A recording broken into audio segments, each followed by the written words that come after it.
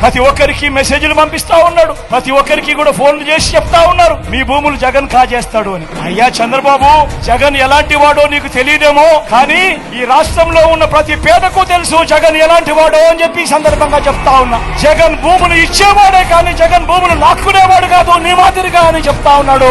అసలు land titling act అనంటే మీ భూముల మీద మీకు సర్వ హక్కులు కల్పించడమే ల్యాండ్ టైటిలింగ్ యాక్ట్ కు సంబంధించిన ముఖ్య ఉద్దేశం. మీ భూములు 100 సంవత్సరాల కిందట సర్వే జరిగింది, బ్రిటిషర్లు ఉన్నప్పుడు సర్వే జరిగింది. దాని తర్వాత ఏ ఒక్కడు కూడా సర్వే చేసిన పరిస్థితులు లేవు.